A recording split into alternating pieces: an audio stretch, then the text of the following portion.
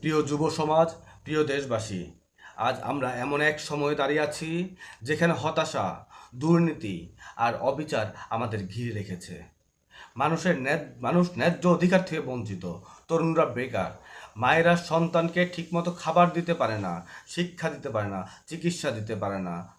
এটা কি সেই স্বপ্নের দেশ যেটার কথা আমরা ভাবি? আগে যারা ক্ষমতায় ছিল আমাদের শুধু প্রতিশ্রুতি দিয়েছে, এখন যারা আছে তারাও সেই একই পথে হাঁটছে, কিন্তু বাস্তবে দিয়েছে বিভ্রান্তি আর ভাঙাচোরা ভবিষ্যৎ। কিন্তু আজ আমি মোহাম্মদ জহিরুল আলম সৌরভ আপনাদের সামনে দাঁড়িয়ে বলছি, এবার পরিবর্তনের সময় এসেছে।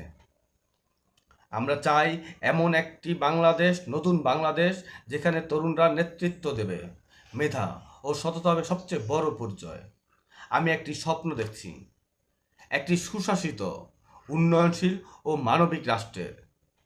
সেই রাষ্ট্রে, সেই স্বপ্ন বাস্তবায়নে আমি আপনাদের সঙ্গে আছি, পাশে আছি। আমি বাংলাদেশকে একটি সুখী দেশ হিসেবে প্রতিষ্ঠিত করতে চাই, গড়ে তুলতে চাই।